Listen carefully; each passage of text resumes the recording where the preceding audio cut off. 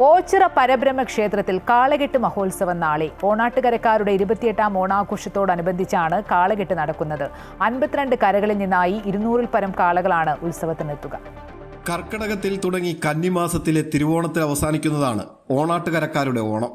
28ാം ഓണനാൾ ദേശക്കാർക്ക് എന്നും ഉത്സവലഹരിയാണ്. സമൃദ്ധമായ വിളവെടുപ്പിന് സഹായിച്ച കാളകൾക്കുള്ള കർഷകരുടെ നന്ദി പ്രകടനവും ഈശ്വരവിശ്വാസത്തിന്റെ ഭാഗവുമാണ് കാളകെട്ട് മഹോത്സവം.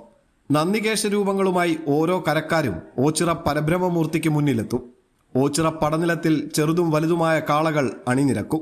കരുനാഗപ്പള്ളി, കാർത്തികപ്പള്ളി, മാവേലിക്കര താലൂക്കിലെ ഉൾപ്പെടെ 52 കരകളിൽ നിന്നും ചെറുതും വലുതുമായ 200ഓളം കെട്ടുകാളകളാണ് പടനിലത്ത് അണിനിരക്കുന്നത്.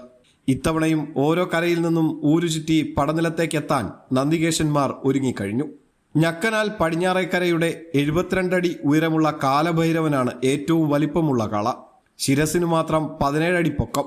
20 ടൺ ഇരുമ്പ്, 25 ടൺ വൈക്കോൽ എന്നിവ കൊണ്ട് നിർമ്മിക്കുന്ന കൂറ്റൻ കെട്ടുകാളയെ എഴുന്നള്ളിക്കുന്നത് ഞക്കനാൽ പടിഞ്ഞാറേക്കര കാളകെട്ടു സമിതിയാണ്. ഏറെ നാളത്തെ കരക്കാരുടെ പ്രയത്നമാണ് ചെറുതും വലുതുമായ ഓരോ നന്ദികേശ രൂപങ്ങളും. കൂടാതെ നല്ല ചന്തമുള്ള കെട്ടുകാളകളും വീടുകൾക്ക് മുന്നിൽ നേർച്ചയായി തയ്യാറാകുന്നുണ്ട്. കാളമൂട്ടിൽ ഉത്രാട സദ്യയും നിറപറ സമർപ്പണവും മണിസമർപ്പണവും ദീപക്കാഴ്ച എന്നിവയും നടക്കും. കെട്ടുകാളയ്ക്കു ചാർത്താനുള്ള കൂവളമാലയുമായി പരബ്രഹ്മക്ഷേത്രത്തിലേക്കുള്ള മാലഘോഷയാത്ര, പിന്നീട് മാല ചാർത്തൽ, വടം കൈമാറൽ, പായസ വിതരണം എന്നിവ നടത്തിയ ശേഷമാണ് കെട്ടുകാളയുടെ എഴുന്നള്ളത്ത്. അമൃത ന്യൂസ്, കൊല്ലം.